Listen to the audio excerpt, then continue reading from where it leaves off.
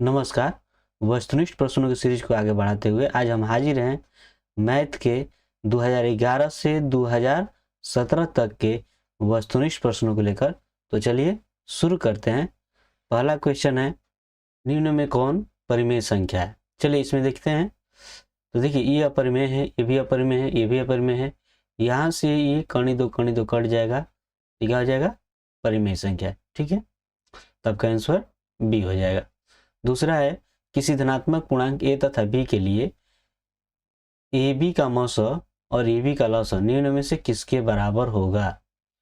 तो आप जानते हो कि मौस और लौस का गुणनफल जो होता है वो संख्याओं के गुणनफल के बराबर होता है, यानी a गुणे b हो जाएगा। घात एक वाला बहुपद कहलाता है, क्या कहलाता है, रैखिक बहुपद।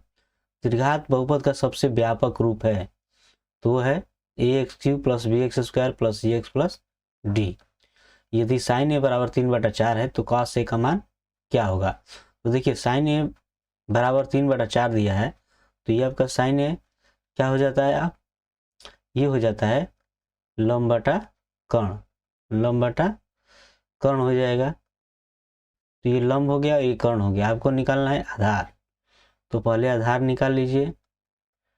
तो आधार निकालिएगा तो क्या हो जाएगा, कर्णी ये आपका 4 हो जाएगा, 4² माइनस ये 3 का स्क्वायर। ठीक है, तो 4 को 16 और 3 3 9, तो इसमें से घटाया कितना हो जाएगा, 7। अब cos से बराबर क्या होता है, तो cos से बराबर होता है आधार बटा कर्ण। ठीक है, तो आधार आपका कर्ण 7 है और कर्ण कितना है, 4, तो आपका आंसर हो जाएगा डी। tan a बराबर होगा, तो tan a बराबर किसके बराबर हो जाएगा, तो हो जाएगा cot 90 डिग्री माइनस a। ठीक है, अगला क्वेश्चन देखते हैं। किसी बिंदु की x अक्ष से दूरी उस बिंदु का कहलाती है। तो x अक्ष से दूरी अगर लेंगे, ध्यान रखिए ये x है और ये y है, इससे दूरी अगर लेंगे तो किसका मान होगा, y का। ठीक है, तो वो क्या कहलाएगा, तो हो जाएगा आपका कोटि। निम्न में से कौन वृत्त के क्षेत्रफल का सूत्र है, तो क्या हो जाता है πr²। संचयी परमर्ता वक्र कहलाती है, तो संचयी परमर्ता वक्र क्या कहलाती है, तो वो कहलाती है त्वरण। यूक्लिड विभाजन एल्गोरिथ्म दो धनात्मक पूर्णांकों के निम्न में किसे परिकलित करने की तकनीक है, तो तकनीक है मसो ज्ञात करने की। प्रथम 5 पूर्ण संख्याओं का माध्य कौन होगा। देखिए पूर्ण संख्याओं को लेते हैं, वो होता है आपका 0 1 2 3 और 4, ये 5 हो गया। और जब इसका माध्य निकालेंगे तो माध्य होता है सबका योग बटा उसकी संख्या। ठीक है, तो ये आपका 3 3 6 4 10, 10/5 हो जाएगा, यानी 2। तो आपका आंसर ये हो जाएगा। दो वृत्तों के क्षेत्रफलों का अनुपात इतना दिया है, तो उनकी त्रिज्याओं का अनुपात। देखिए क्षेत्रफलों का अनुपात आप ध्यान देंगे तो होता है πr1² बाई πr2², ऐसे हो जाएगा। ये है 4/1। तो त्रिज्याओं का अनुपात जो है इनका वर्गमूल हो जाएगा, यानी कि 2/1, यानी ये आपका 2:1 हो जाएगा। ठीक है, tan थीटा और इतना दिया है, तो थीटा का मान क्या होगा। देखिए tan थीटा और कोण 3 दिया है, तो ये किसका मान होता है, tan 60 डिग्री का। ठीक है, तो ये थीटा का मान तब क्या हो जाएगा, 60 degree. cos 60 degree + 1 by cos 60 degree - 1 का मान क्या होना है। तो देखिए cos 60 डिग्री का मान क्या होता है, तो होता है 1/2 + 1, ये हो जाएगा 1/2 - 1। अब ये देखिए 2 का 2 हो जाएगा, 2 एकम 2 1 3। ठीक है, यहाँ से ये क्या हो जाएगा, 2 एकम 2, और यहाँ से 2 में से ये घट जाएगा तो -1/2। अब ये जब आपका 2 ऊपर जाएगा और माइनस से नीचे, ये कट गया, ये हो गया -3। अब यहाँ देखिए यदि अल्फा और बीटा बहुपद के मूल हो तो इनका मान क्या होगा। तो देखिए इनका मान निकाल लेते हैं। लघुत्तम निकालेंगे तो अल्फा इंटू बीटा हो जाएगा। अब अल्फा अल्फा में भाग कीजिएगा, कट जाएगा, बीटा बचेगा तो बीटा यहाँ पे हो गया। अब इसमें बीटा से भाग दीजिएगा तो क्या बचेगा, अल्फा। यानी कि हो गया मूलों का योग, मूलों का गुणनफल। तो मूलों का योग होगा माइनस बी बाई ए और मूलों का गुणनफल सी बाई ए। अब माइनस बी बाई ए और ये आपका ए ऊपर सी नीचे कट गया, तो ये आपका हो गया माइनस बी बटा सी। अब इसमें आप जानते हो कि इसका गुणांक ए होता है, इसका गुणांक बी होता है और इसका गुणांक सी होता है। तो बी का गुणांक क्या है, एक हो, सी का मान क्या है, एक है, यानी हो गया माइनस एक। तो ये आपका आंसर ये हो जाएगा। ठीक है, एक द्विघात बहुपद के मूलों के योगफल तथा गुणनफल 2 तथा -15 है, तो द्विघात बहुपद ज्ञात कीजिए। देखिए द्विघात बहुपद का सूत्र क्या हो जाता है, वो होता है एक्स स्क्वायर माइनस मूलों का योगफल इंटू एक्स प्लस मूलों का गुणनफल। तब तो हो जाएगा एक्स स्क्वायर, मूलों का योगफल कितना दिया है, 2 दिया है एक्स, और मूलों का गुणनफल क्या है -15। तो ये आपका यही वाला आंसर हो जाएगा। बिंदु Q से इस वृत्त की स्पर्श रेखा की लंबाई इतनी है और केंद्र Q से दूरी इतनी है, तो वृत्त की त्रिज्या ज्ञात करें। थोड़ा अच्छी तरह ध्यान दीजिए, ये आपकी त्रिज्या हो गई। ये स्पर्श देखिए बिंदु Q से स्पर्श की ये 24 हो गया और ये हो गया 25। तो हमें ये त्रिज्या निकालनी है, त्रिज्या ये, तो क्या करेंगे, तो बड़ी भुजा के वर्ग में से छोटी भुजा का वर्ग घटा देंगे।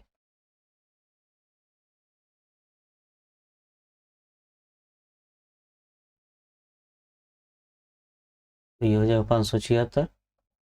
अब घटाएंगे तो 15 में 6 घटेगा 9 और 11 में 7 घटेगा 4, यानी 7 हो गया। ठीक है, तो 7 सेंटीमीटर हो जाएगा। पूछा है कि बिंदु ये जो बिंदु है की स्थिति किस पाद में है, तो आप ध्यान दीजिएगा। तो ये पहला प्लस होता है, ये आपका प्लस होता है, ये माइनस होता है, माइनस होता है। तो आपको माइनस और प्लस लेना है। ठीक है, ये तो माइनस प्लस कहाँ आ गया, ये इसमें, यानी कि दूसरे पाद में। ठीक है, निम्न में से कौन परिमेय संख्या है, तो इसमें परिमेय संख्या कौन है, तो ये वाला आपका परिमेय संख्या है। ठीक, निम्नलिखित में कौन बहुपद नहीं है। देखिए बहुपद का घात जो है हमेशा पूर्ण संख्या होती है, इस बात को ध्यान में रखिएगा। देखिए यहाँ पर ये देखिए बहुपद है, हाँ है, क्योंकि इसका घात जो है पूर्ण संख्या है। यहाँ पर देखिए ये बहुपद है, ये पूर्ण संख्या घात, तो हाँ है। ये देखिए ये नहीं है, ये ऊपर जाएगा आपका, तो ऐसे हो जाएगा, ये पूर्ण संख्या नहीं है ना, हमें धनात्मक पूर्ण संख्या लेनी है, इस बात का भी ध्यान में रखिएगा। ये आपका बहुपद नहीं है। अर्धगोले के संपूर्ण सतह का क्षेत्रफल होता है, तो होता है 3πr²। ठीक है, 44 मीटर परिधि वाले वृत्त की त्रिज्या होगी, तो वृत्त 44 मीटर परिधि वाले वृत्त की त्रिज्या होगी। तो देखिए आप जानते हो कि परिधि बराबर क्या होता है 2πr। तो जब आप r निकालना होगा तो ये 2πr का क्या हो जाएगा, भाग हो जाएगा। c का मान दिया है 44 और ये आपका भागा 2 गुणे 22/7, भाग का गुणा और 7, आइए 22 44 नीचे कट जाना है, तो कितना हो गया 7। ठीक है, बिंदु इनके बीच की दूरी ज्ञात करनी है। तो बीच की दूरी का सूत्र आप जानते हो कि आप x2 में से x1 को घटा दीजिए, तो आपका 4 - 2, तो क्या हो जाएगा 2, इसका वर्ग, फिर ये y2 - y1, एक में से 3 घटाइए, क्या होगा -2, इसका वर्ग, तो हो जाएगा दूधनी का 4 और ये दूधनी का 4, ये 2 क्या हो जाएगा, ये 2 गुणे 4 हो जाएगा, तो 4 का वर्गमूल आपका 2 हो गया, करनी 2, तो आपका आंसर ये हो जाएगा। इस बिंदु की y अक्ष से दूरी उस बिंदु का कहलाता है। तो अब फिर देखिए पहले x अक्ष से दूरी बताया गया था, इसमें आप देखेंगे y अक्ष जितना दूर जाएगा तो किसका मान होगा, x का। तो उसको कहेंगे एक्स निर्देशांक। क्या कहेंगे? एक्स निर्देशांक। अगला देखिए, दो समरूप त्रिभुजों की भुजाएं इतनी है तो क्षेत्रफलों का अनुपात क्या होगा? तो क्षेत्रफलों का अनुपात जो है भुजाओं के वर्गों के अनुपात के बराबर होता है। ठीक है, तो सीधा ये 4 16 और 9 81, यानी 16:81 हो जाएगा। किसी द्विघात समीकरण के विवेचक का मान 0 से बड़ा होने पर दोनों मूल क्या होंगे? तो वास्तविक और भिन्न होंगे। इसका आपको ये करना है, तो देखिए 9 कॉमन कर लोगे तो इसमें क्या हो जाएगा? Sec square theta minus tan square theta. अब sec square theta minus tan square theta और क्या होता है? 1, यानी 9 हो जाएगा। ठीक है, आंसर आपका ये हो जाएगा। कर्ण दो क्या है? तो आप जानते हो कि ये अपरिमेय संख्या है। दो परिमेय संख्याओं के बीच अधिकतम कितनी परिमेय संख्याएं हो सकती है? तो भैया इसका कोई सीमा नहीं है। ठीक है, ये अनंत होगा। कौन रेखीय बहुपद व्यंजक है? तो इसमें वो हो जाएगा ये, है ना। चलिए आगे, यदि ये आपका बहुपद दिया गया है तो इसका मान क्या होगा? तो आप इसका मान जब निकालेंगे, ध्यान रखिएगा, तो पहले इसको हल करेंगे तो देखिए क्या हो जाएगा? अल्फा इंटू बीटा, ये अल्फा अल्फा कट जाएगा तो यहाँ पर बीटा बचेगा, और इससे भाग कीजिएगा तो बीटा बीटा कट जाएगा, अल्फा बचेगा। तो ये हो गया मूलों का योग, यानी माइनस बी बाई ए। ये हो जाएगा मूला गुणनफल, यानी सी बाई ए। अब ये इस रूप में हो जाएगा, ये कट गया, अब हो गया माइनस बी बाई सी। तो देखिए इसमें इसका गुणक ये ए, ये बी और ये सी। तो बी का मान आपका हो गया 2 और सी का मान 3, तो ये आपका आंसर बी हो गया। द्विघात के शून्यक होंगे, देखिए इसके शून्य कितने कौन होंगे? तो इसको भी देख लेते हैं। एक्स स्क्वायर माइनस 3 बराबर 0 कर लीजिए। अब -3 इधर अगर प्लस हो जाएगा, अब ये स्क्वायर है तो इधर करनी, तो ये प्लस माइनस दोनों होगा। मतलब ये कि प्लस करनी 3 भी हो जाएगा और माइनस करनी 3 भी हो जाएगा। ठीक है, यही इसके शून्य हो जाएगा, तो आपका ये वाला हो जाएगा। वृत्ताकार पथ पर 3 धावक एक ही स्थान से दौड़ना शुरू करते हैं तो एक चक्कर लगाने में क्रमशः 3 घंटे, 4 घंटे और 8 घंटे का समय लगता है। तो तीनों को प्रस्थान बिंदु को पुनः मिलने में लगा समय, तो कितना समय लगेगा? तो आप देखिए इनका एलसीएम निकाल देंगे। क्या करेंगे? एलसीएम 3, 4 और 8 का एलसीएम किससे कटेगा? ये 2 दूनी 4, 2 चौका 8, 2 से 2 एक 2, 2 दूनी का 4, तो आपका एलसीएम हो जाएगा 2 गुणे 2 गुणे 2 गुणे 3, यानी 24। ठीक है, तो हो जाएगा 24 घंटे। इसमें बहुलक पूछ रहा है, तो बहुलक यानी जो बहुत बार आया। देखिए बहुत बार इसमें कौन आया है? एक तो 2 आया है और 3 आया है, तो 2 और 3 दोनों हो जाएगा। ठीक है, इसमें 2 और 3 ये दोनों बहुलक होगा। चलिए पांचवा है, दो समान कोणीय त्रिभुजों में उनकी संगत भुजाओं का अनुपात सदैव समान रहता है। किसने कहा? थेल्स। बिंदुओं को मिलाने वाली रेखा का मध्य बिंदु, देखिए मध्य बिंदु में क्या होता है? तो मध्य बिंदु का निर्देशांक होता है, आप दोनों को जोड़ते हो, ठीक है, और 2 से भाग कर देते हो। उसी तरह ये 5 5 को जोड़िए और 2 से भाग कर दीजिए, तो ये आपका हो जाएगा 10/2। ये भी 10/2 हो जाएगा, तब का हो जाएगा 5 और 5। तो ये आपका हो जाएगा मध्य बिंदु का निर्देशांक। यदि किसी वृत्त की त्रिज्या को आधी कर दें, मतलब ये r है और इसका कर दें ये आधा, ठीक है, तो पुराने तथा नए वृत्त की वृत्तों के परिधियों का अनुपात होगा। तो ध्यान रखिएगा, एक मान लीजिए ये हो गया 2πr और दूसरा हो जाएगा आपका 2πr2, ये तो कट जाना है। अब ये जो है आर भी कट जाना है, 2 चला जाएगा ऊपर और नीचे रहेगा 1, यानी 2 अनुपात क्या हो जाएगा 1 हो जाएगा। ठीक है, ये आंसर हो गया।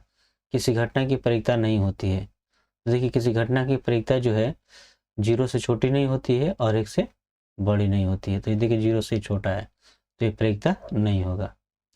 अब ये इतना मान दिया, थीटा का मान क्या होगा, ध्यान दीजिएगा यहाँ से ये गुणा है तो इधर आकर क्या हो जाना है भाग, 1/2 किसका मान होता है cos 45 डिग्री का। ठीक है, इस तरह से थीटा का मान कितना हो जाएगा, तो हो जाएगा 45 डिग्री। अब इसका मान बराबर होगा, किसके बराबर होगा, तो देखिए 1 + cot स्क्वायर ए बराबर क्या हो जाता है, तो 1 + cot स्क्वायर ए बराबर आपका हो जाता है कोसेक स्क्वायर ए, और 1 + tan का क्या हो जाता है सेक स्क्वायर ए। ठीक, तो ये कोसेक का क्या हो जाएगा, साइन हो जाएगा 1/sin। ठीक, ये 1/sin स्क्वायर ए हो जाएगा, और ये हो जाएगा 1/cos स्क्वायर ए। देखिए cos आपका ऊपर चला गया और साइन हो गया नीचे, तो किसका मान होता है ये cot स्क्वायर ए का। ठीक है, तो इस तरह से आपका हो जाएगा सी। द्विघात समीकरण का विवेचक होगा, तो देखिए विवेचक का सूत्र क्या हो जाता है, वो होता है v² - 4ac। इसमें ये आपका ए हो गया, ये बी हो गया और ये हो गया सी। बी का मान आप देख रहे हो कि -4 दिया गया है, -4, ए का मान 2 और सी का मान 3। तो 4 को 16 और 4 दोनों काटते हैं 24, तो ये हो जाएगा -8। ठीक, तो ये आपका आंसर हो जाएगा। निम्न में कौन परिमेय है, तो इसमें कौन परिमेय है, देखिए ये अपरिमेय है, ये अपरिमेय है, ये भी अपरिमेय है, इसका वर्गमूल निकालिए 4, ये हो जाएगा 5। ठीक है, तो ये आपका अपरिमेय हो जाएगा। यदि किसी द्विघात बहुपद के मूल ये हो तो मूलों का योगफल क्या होगा, देखिए मूलों का योगफल का जो सूत्र होता है, ठीक है, वो होता है -b/a। तो इसमें देखिए ये आपका ए हो गया, ये बी हो गया और ये सी हो गया, तो बी आपका -2 है और ये है 1, यानी ये आपका +2 हो जाएगा। अब आंसर ये हो गया। यदि एपी का प्रथम पद ए सर्वंतर डी, तो एनवा पद क्या होगा, या एनवा पद का सूत्र ये हो जाता है a + n - 1 डी। दो समरूप त्रिभुजों की भुजाएं इतनी है, तो इन त्रिभुजों के क्षेत्रफलों का अनुपात, तो क्षेत्रफलों का अनुपात जो होता है वो इनके वर्गों के अनुपात के बराबर होता है, यानी 4 को 16 और 9 81। ठीक है, किसी वृत्त के बाह्य बिंदु P से दो स्पर्श रेखाएं PA और PB खींची गई है। यदि PA का मान 8 है तो PB का मान क्या होगा, ध्यान रखिएगा अगर ये वृत्त है, इससे जो है ये दो स्पर्श रेखाएं खींची गई है, ठीक है ना, एक ये PA हो गया, ये PB हो गया, तो ये दोनों आपस में बराबर होती है, मतलब अगर ये 8 है तो ये भी कितना होगा 8। 1 + tan स्क्वायर थीटा वर्ग का हो जाता है सेक स्क्वायर थीटा। ठीक है, एक सिक्के को उछालने पर चित आने की पड़ेगा, देखिए सिक्के में ये तो हेड आएगा, ये तो टेल आएगा, मतलब ये तो पट आना है, ये तो चित आना है। ठीक है, तो कुल संभावना कितनी हो जाएगी 2, और कि कोई एक आएगा, मतलब एक चित की अगर लेते हैं तो 1/2, ये आपकी परीक्षा हो जाएगी। आपका आंसर ये हो गया। इसमें देखिए बहुलक अधिक बार कौन आया है 3 आया है, तो यही इसका बहुलक हो जाएगा।